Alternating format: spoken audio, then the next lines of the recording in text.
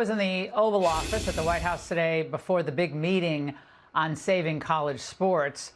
It was a flurry of activity. Secretaries Hegseth, Rubio, Burgum, General Kane, I spoke to all of them, all extremely upbeat and confident of the progress in Iran. Very serious, but very confident. The big question seems to be, soon we'll be asking what next, meaning who leads Iran. This is new reports are showing that morale and resolve may be cratering among some Iranian military officers and conscripts after 7 days of relentless military strikes, as Nate said, against their targets. The regime's opposition media outlet called Iranian International is claiming tonight that commanders are abandoning their barracks, leaving enlisted men behind, confused about who's in charge. The soldiers who spoke with the outlet reported that since the killing of the supreme leader, Ayatollah Khamenei, on Saturday, confusion has erupted within the Iranian military. Several soldiers stationed at a military base in Loristan province told Iran International that they were uncertain about the command structure and were uneasy about the deteriorating security situation. Well, I should think so. Today, the Israel Air Force launched its 15th wave of strikes against targets in Iran. The IDF is reporting that it hit over 400 targets, including a senior Iranian commander in Tehran. And today, President Trump, including late today, said there will be no deal in Iran except unconditional surrender. He says that after that and the selection of a great and acceptable leader, we and many of our wonderful and very brave allies and partners will work tirelessly to bring back Iran from the brink of destruction, making it economically bigger, better, and stronger than ever. Well, that comment took some people by surprise because, as the New York Times notes today, it seemed to be kind of a turn from what was said by Secretaries Rubio and Hegseth just a few days earlier. The purpose of this is to destroy that missile capability. What they are trying to do and have been trying to do for a very long time is build a conventional weapons capability as a shield where they can hide behind, meaning there would come a point where they have so many conventional missiles, so many drones, and it can inflict so much damage that no one can do anything about their nuclear program. This is not Iraq. This is not endless. I was there for both. Our generation knows better, and so does this president. But yesterday, the president was talking more specifically about what the new Iranian leadership needs to be like, telling Axios that Khamenei's son is a lightweight and saying that he has to be involved in the appointment, meaning President Trump, like with Delcy Rodriguez in Venezuela. Then today, in an interview with CNN, the president seemed to pivot a little bit from demanding a Democratic leader, saying, quote, Iran is not the same country it was a week ago. A week ago, they were powerful, but now they've been neutered. And then he was pressed on if he's insisting there needs to be a democratic state. And this is important. President Trump told CNN, there has to be a leader that's going to be fair and just, do a great job, treat the United States and Israel well, and treat the other countries in the Middle East. They're all our partners. But now Iran's exiled crown prince, Reza Pahlavi, says he's ready to lead Iran in a transition to democracy. The Iranian people have called on me to lead the transition after the regime is gone. I have accepted that responsibility. Part of their great mandate to me is to return our nation and our foreign relations to normalcy. I will do exactly that. My commitment is to ensure the transition is orderly, the country is stabilized, and Iranians determine their future through the ballot box. And it's another thing to think about, isn't it? And the current and coming refugee crisis created because of the war, that's something that's also top of mind today, because consider what has already happened in Lebanon. And after the war, America should not agree, by the way, to take any Iranians. I mean, we dealt with that in Afghanistan. I know it's totally different types of people, et cetera. But already we've had approximately 300,000 Lebanese who have been displaced by the strikes there and sweeping Israeli evacuation orders, according to the Norwegian Refugee Council. An official with the NRC in Lebanon said that if implemented, the latest evacuation orders from Israel could produce yet another humanitarian crisis, unlike what we've seen in over 2 years.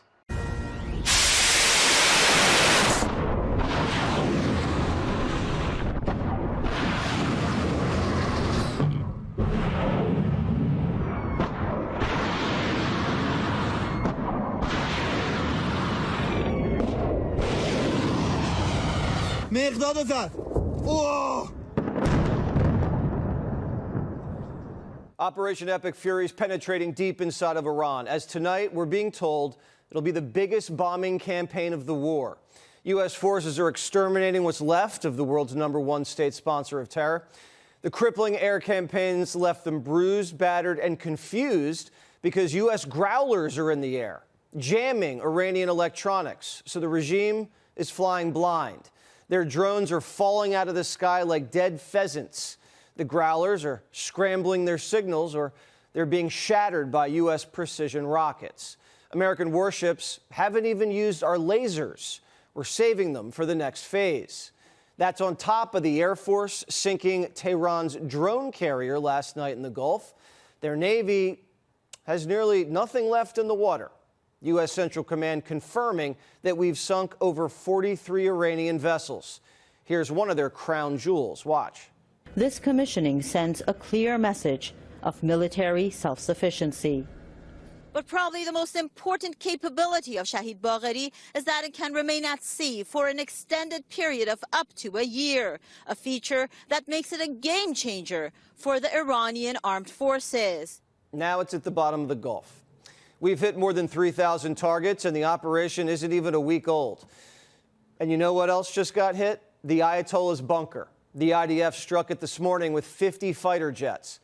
It's also home to Iran's primary command and control center. Well, it was. Most of the regime couldn't be there to see it. We killed 50 of their leaders in the first 50 seconds of the war. Just incredible stuff. And now Iran's underground missile cities are being turned into ash. 13 of them have been blown to rubble. Former CENTCOM commander and CIA director, General Petraeus, says we are in total control. We want to bring in the big ones, the B-52s, the B-1 bombers, and they are flying now almost at will. I would argue that we have actually achieved air supremacy, not just air superiority. As Secretary of War Pete Hegseth said, we're just getting started. The USS Ford, the world's largest aircraft carrier, just arrived. It was last seen sailing through the Suez Canal and should be in the theater momentarily. Right behind it, the USS Bainbridge, a guided missile destroyer with state-of-the-art Tomahawk capabilities, and the USS George H.W. Bush should be next to arrive. That put 3 carriers in the neighborhood. And just for a little extra oomph, Ukraine's got our back. They've pioneered the most advanced anti-drone tech, dealing with the swarms of Iranian drones since Putin invaded. Zelensky says he wants to help. Maybe offer us these wild hornets. The Ukrainians built these beautiful, low-cost, fast, agile kamikaze drones. These Iranian drones can be a real nuisance. They're like mosquitoes. But we've been reverse engineering them and shooting them right back at them. It's saving you money. You remember what you used to always hear, we're shooting down a $50,000 drone with a $2 million missile. These days, we're spending a lot of time shooting down $100,000 drones with $10,000 weapons from ours. So that's one aspect of it. Lucas, indispensable. As many of you know, and if you don't know, this was an original Iranian drone design. We captured it, pulled the guts out, sent it back to America, put a little Made America on it, brought it back here, and we're shooting it at the Iranians. You know who's getting nervous? The Russians. They've reportedly been helping Iran with intel, giving them locations of our warships and aircraft. Trump's not worried. It sounds like the Russians are helping Iran target and attack Americans now. That's an easy problem compared to what we're doing here. The Iranian strategy comes down to this: hunker down and wait for America to lose its will, and hit the Arabs and hit the oil to drive up the costs to the alliance. They're losing the war, so they're waging an economic war as a last resort. Their military is nearly neutered. They went from 100 missiles firing a day yesterday. They launched 8. Their fighter jets are Vietnam era. We're fighting a next-generation war with a country still stuck in the 60s. Trump's in no rush. He tells Time magazine this: I have no time limits on anything. I want to get it done. The president wants us to keep going. In Iran, we're doing very well. Somebody said, how would you score it from 0 to 10? I said I'd give it a 12 to a 15. Their army is gone. They're just about, look, their Navy is gone. Their communications are gone. Their leaders are gone. 2 sets of their leaders are gone. They're down to their 3rd set. Their Air Force is wiped out entirely. Other than that, they're doing very well. As for a ground invasion, POTUS says it's a waste of time. He wants the same thing as Truman. What the president means is that when he, as commander-in-chief of the U.S. Armed Forces, determines that Iran no longer poses a threat to the United States of America and the goals of Operation Epic Fury has been fully realized, then Iran will essentially be in a place of unconditional surrender, whether they say it themselves or not. Unconditional surrender. We'll know it when we see it. If the mission's a success, the world will owe the president a debt of gratitude, because 1/3 of the world's population was within Iranian missile range, from Paris to Calcutta. And with their uranium stockpiles, their ambition was Armageddon. Trump's strategy: decapitate, then delegate.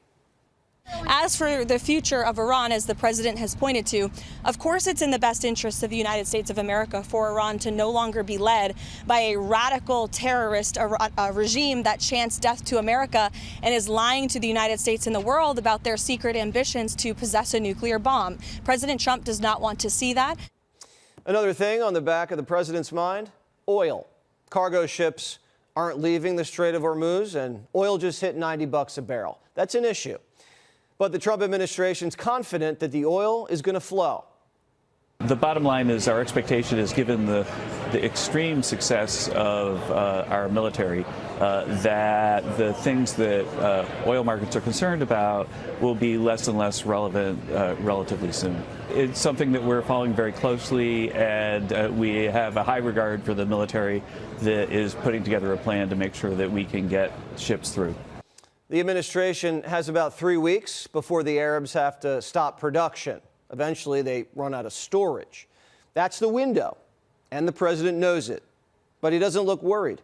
He's confident once the regime collapses, the Strait opens, full production resumes, oil and gas prices will plummet, and the market rallies. This is just in from the American defense contractors we're seeing. They met with the White House, and they've agreed to quadruple the production of munitions. They're going to fast-track it. Iran's in big trouble. Another domino could fall even closer to home. 47 sending Rubio to Havana. The president says this: I'm doing it all. We'll fix it. You think Biden could do all of this? I don't think so. The president's on a roll. He's setting the foundation for peaceful coexistence among all nations. And he's even showing the Europeans how to save their countries and cultures. Thank God the United States has not sustained a battlefield casualty since Sunday. So the whole work week, no Americans killed in action. We hope Operation Epic Fury continues to be safe for our soldiers, successful, and ahead of schedule. Now, the funeral for the late Reverend Jesse Jackson was held today. Unfortunately, many top Democrats from around the country, they used this solemn event to get political. Well, not a shock. Now, needless to say, like many of his elitist Democratic friends, former President Barack Hussein Obama is suffering from a very severe case of Trump derangement syndrome. Take a look. Each day we're told by those in high office to fear each other and to turn on each other, and that some Americans count more than others, and that some don't even count at all. Everywhere we see greed and bigotry being celebrated, and bullying and mockery masquerading as strength. We see science and expertise denigrated, while ignorance and dishonesty and cruelty and corruption are reaping untold rewards. Every single day we see that, and it's hard to hope in those moments. Okay, whatever. In reality, Obama is frankly just angry that our current president is exposing and has exposed his weak, pathetic foreign policy from when he was president. He should be embarrassed. Here's my message to the former president. The Ayatollah's favorite president. He's the guy that gifted them $1.7 billion, your money. He gave it to the Iranians. What did they do with that money? Well, that helped them build out their nuclear weapons program and help fund terrorism around the world. The guy that's the friend of Jeremiah Wright, remember his pastor who proudly shouted GD America the Sunday after 9/11/01, close friend of, Weather Underground domestic terrorist organization members, Bill Ayers, Bernardine Dohrn. By the way, I do have sources that were friendly with Jesse Jackson. They tell me he was never particularly fond of Obama, who sought to divide Americans at every opportunity, even today at Reverend Jackson's funeral. But thanks to Trump, Obama's legacy is nothing more than a distant memory and, frankly, memorialized by one of the most ugliest, buildings ever constructed.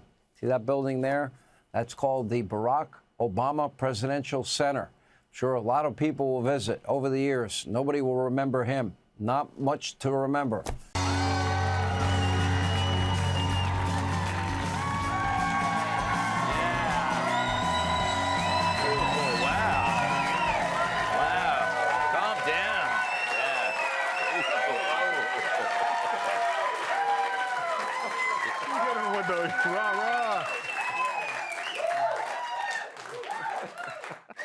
I want to see how long they could go.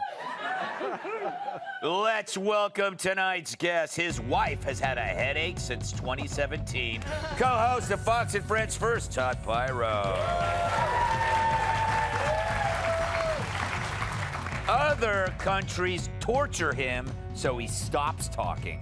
Former CIA operative and host of the President's Daily Brief podcast, Mike Baker.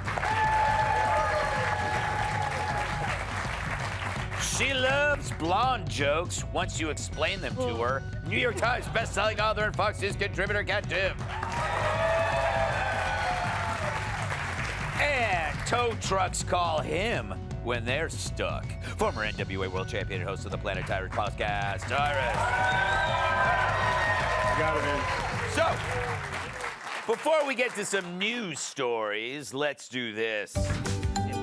Greg's Leftovers. Yum. All right, it's Leftovers, where I read the jokes we didn't use this week. And as always, it's my first time reading them. So if they suck, we'll send Joe Mackey to Pete Hegseth's house dressed as the Ayatollah. This Sunday, amazing, is daylight savings time, which means... Hey, look, I didn't invent it. But it means everyone's clocks move forward 1 hour and Nancy Pelosi's eyebrows move up 4 inches.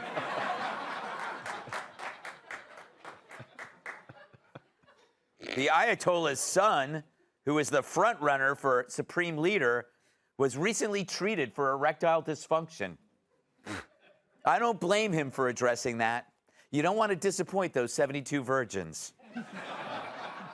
Khloe Kardashian revealed that she's getting her daddy tramp stamp removed. About time. It always threw off my concentration. Over 100 chickens have overtaken a town in Sacramento. People haven't seen that many angry cocks since looking through Don Lemon's search history.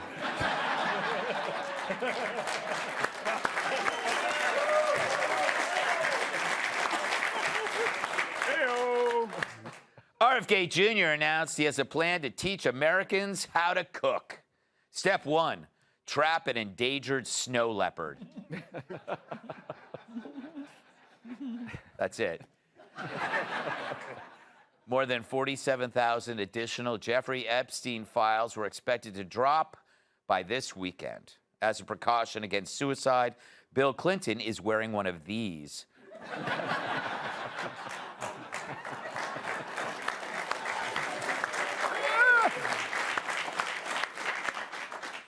United Airlines says any passenger who uses an electronic device without headphones will be forced to get off the plane. Now I know what to do the next time I see a female pilot. Look at that. Aw, it's cute. How they have to do... That's all AI, relax. No, former DHS Secretary Kristi Noem was questioned at a House hearing about whether she had an affair with Corey Lewandowski. Meanwhile, a frustrated Doug Burgum wondered why no one asks him if he's having sex.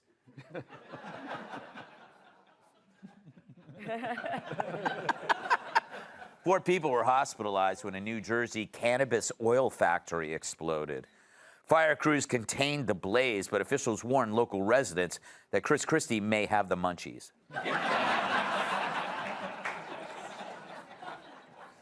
New York City's last remaining Hooters has closed its doors for good.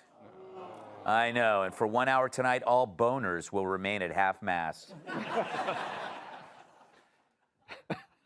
Speaking of, in an effort to raise micro-penis awareness, a man has challenged anyone on Earth to disprove that he has the world's smallest penis. It's right there. And after that, he sat down and hosted the Five.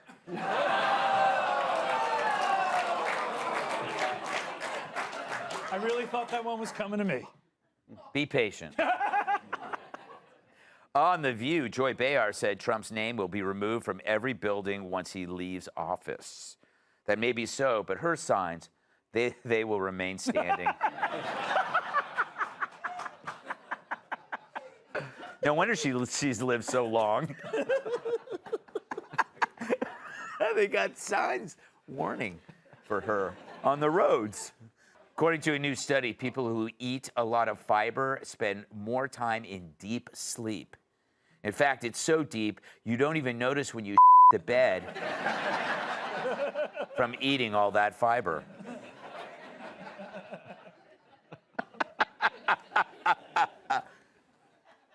And finally, washed-up gas bag Keith Olbermann actually called football coach Lou Holtz a scumbag right after Lou's death. Unfortunately, no one will ever be able to do the same to Olbermann, since his cats will eat him before he's found. It's a lot of work. That was a lot of work, but it was worth it. All right.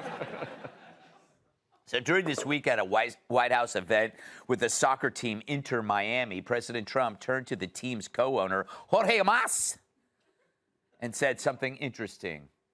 I wonder, did it begin with congratulations? Congratulations as well to co-owners Jorge and Jose Mas. Mas. We came from Cuba, right? Originally from Cuba? Huh? Your parents came? And you're going to go back, huh? Yeah.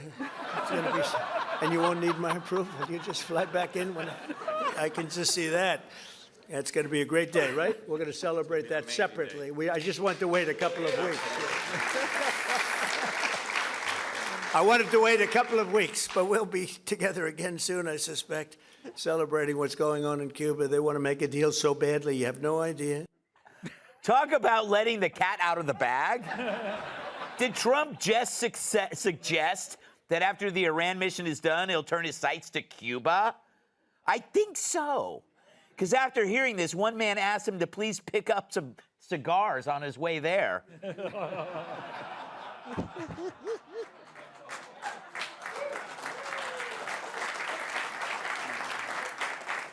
But anybody who's been watching Trump's moves closely saw this coming. He's been cutting off the money to Cuba, and now the country is as poor as my writers. First came the squeeze on Venezuela, which for years shipped subsidized oil to keep Cuba's lights on. When that pipeline started drying up, suddenly Havana lost its biggest life support system. Then came the EO threatening tariffs on any country that sells oil to Cuba. In other words, if you help the regime keep the lights on, you'll pay for it in the American market. So pretty soon the lights started going out. They got so desperate for oil, they even hit up P. Diddy. True. The island has been hit. Thank you. Never know what you like. The island's been hit with massive blackouts as the government struggles with fuel shortages and a crumbling electrical grid. In fact, conditions are so bad, they're thinking of changing the name of Havana to Minneapolis. But the great thing about this is that to force the commie regime into a deal, nobody had to invade. No Marines, no Bay of Pigs 2, no book tours by Brian Kilmeade. Suddenly, the Cuban president is talking about urgent economic changes. It's amazing how communism can survive for 60 years until the power bill comes due. And now, as Trump suggested, it could just be a matter of time before the regime folds, like that contortionist I stashed in the trunk of Kudlow's car. She thought she was going to the circus. And the reason this matter goes beyond cigars and classic cars, because for decades, Cuba has functioned as an operating base for U.S. adversaries, intelligence sharing, security cooperation, a hub for anti-American regimes in the hemisphere. It's something multiple presidents before has had to deal with and couldn't figure out how to solve. But now it's happening without boots on the ground. Strangle the regime financially, cut off the oil, let reality do the negotiating. But despite the regime saying it's ready to reform the economy, it's likely the regime's version of, oh, I swear I'll be going to the gym on Monday. The difference here, it's too late for Planet Fitness. For the first time in decades, the Cuban leadership might finally have to face the one thing every commie system fears most. That's reality. And the realization in Havana that the revolution might finally be over because somebody had the guts to finally pull its plug.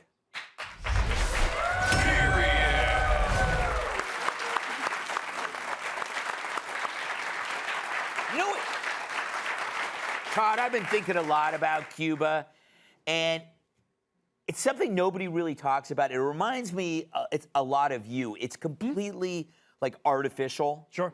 Like Cuba, you can't explain really what it is, except that it's a communist, like, foothold in that hemisphere. It's like they're artificially, what else are they known for? And if you just stopped sponsoring it, it would just become a normal country again. Is that a correct summation, assessment? How do I compare to Cuba? I don't know. Do I look like Cuba? Do I smell like Cuba? Do I act like Cuba? Greg, I'm waiting for an answer from you. I will keep this audience here all day. I was going to say that, like, you're manufactured. Sure. Cuba is manufactured. You are manufactured. I have no retort to that. I am the quintessential news anchor. Yes. Like, if you were to chisel a news anchor from granite, it has to be granite, America. It would be me. But anyway, let's get to an answer, because the audience didn't seem to understand that or know when my show is on. I'm on 5 a.m., everybody. I'm Todd. Nice to meet you. Here's the deal with why this is such a great move, and you touched upon it in your monologue there. This isn't about Cuba. This isn't really about Iran. It's not about Venezuela. This is all about China. Yes. And for the first time, we have a leader who's willing to say, hey, I recognize the #1 enemy for the United States, not just this year, not 10 years down the road, but for the next 100+ years. And I'm going to stop them before they get to us. And the way to stop them, cut the legs out from under their allies, especially those that are in our hemisphere. Remove their ability to combine with another country, to have allies, to basically give them their free or reduced cost oil. And what does that do? That helps us win the AI race, because let's face it, the AI race is all about a race to get the most energy. True. If we can do that, especially in Iran, but definitely in our hemisphere, we will beat China. And that's what this is all about. And that's why he is so good at this chess game. Interesting. You know, yeah. He almost makes you wish you were up at 5 a.m. Exactly. Almost. Still not worth it, but, you know. Mike, yeah.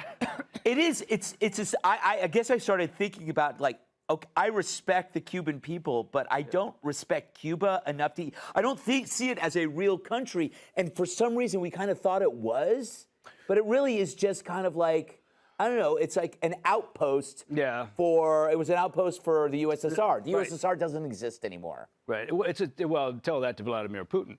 I don't have his phone number. I'll give it to you later on. But it's a satellite of the Soviet Union. That's what it was.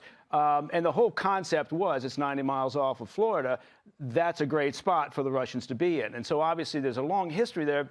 Like, having been to Cuba, I would love nothing more than for a better life for the Cubans. But you can't put, as an example, you can't put what happened in Venezuela as a template for Cuba. Right. You certainly can't put it as a template for Iran. Right. These things are not comparable anyway.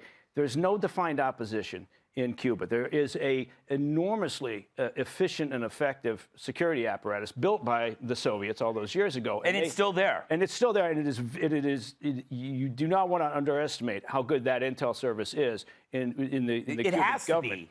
Because it's next to the United States. Right, and the Chinese have been busy there for several years. When we took our eye off the ball in Latin America, the Chinese, among other places, went to Cuba. They've been investing in essentially communications outposts, listening stations. So there's a real problem here. We've been having back-channel conversations with essentially the grandson of Raul Castro, the younger brother of Fidel. And that's problematic as well, because what are you saying? Well, we think that we're going to bypass the existing president. By the way, the president talking about reform is something he's been doing before. He's a true believer. He's an ideologue. He's not the guy to put your faith in. I don't think the Castro connection is either. That would be problematic from Cuban Americans. It would be problematic for a lot of the Cubans on the island. So I guess what I'm saying is it's a very complex situation. Nobody should imagine, just like with Iran, that we go into Iran, we blow the out of it, and suddenly the people rise up and create a new world. So what you're saying is it's Menudo's time. Yes. It's Menudo. Yes. They're adults now. I trust them. I would trust them too. Yes, Ricky Martin comes in. Menudo is like their cabinet. The whole, yes. Yes. I mean, honest to God, it's sort of the thing that we did with One Direction. Yes. Right? Yeah. Where we installed them as the government for, I forget what country it was. Canada. Canada, that's Remember? right. Yeah. Canada has been run by a boy band for years. I just want you to acknowledge that I actually, for the first time in maybe 20 years that we've been working together, I answered your question. Did you see that? I did. Yes. We were. That's good work. That's good. He successfully responded to some follow-up ones, which I've never been able to do with him. Stayed on topic the entire time. I got to be honest, I'm disappointed. I always like his riffs. So, Kat, are you excited over the possibility of just 90 miles away, a new beach, a new vacation spot where you can perform stand-up and get some rays? I gotta be honest, I think I speak for a lot of Americans when I say I did not wake up this morning expecting to talk about Cuba. I've been thinking about it for a while. Okay. Look, they only have issue one with this, sandwich. I would not actually want to do stand-up shows 90 miles from a war.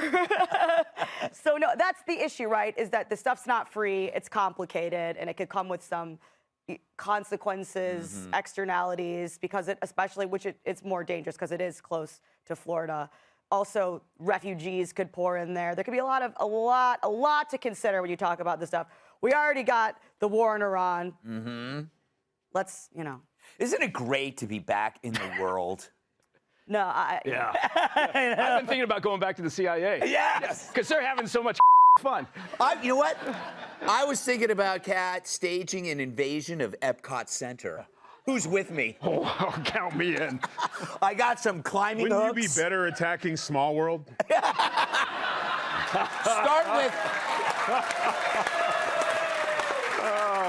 Start with It's a Small World. Yes, they would easily elect you as their leader. Yes. Yes. It's either me or Perino. All right, Tyrus, what do you think about this? Do you think that, Cuba's on its last rope? It's just weird because I don't see it as any, are there really communists left? I'm telling you what, I think I can speak for all the Cuban leadership when you just imagine it's a casual Thursday and they're just flipping on the old Fox News to see what's going on with the Americans, and they're sitting there drinking their morning coffee.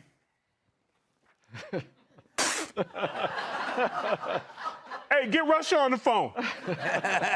Get China. Then no one's picking up. Well, we better pick up on our English, fellas. It's over. He just casually ended a regime in small talk. Yeah. You understand that? Small talk. Hey, by this time next week, all the cigars you want. Compliments the United States of America. You don't have. It's just. You don't need a visa.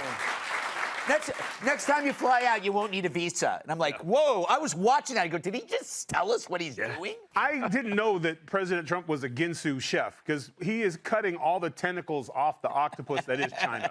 He's ruined their drug trade in Mexico. He's ruined the distribution in Venezuela. He's taken away their little place in Cuba. Like, he is just, if I was Taiwan, I'd be sticking my chest out like, what? Yeah.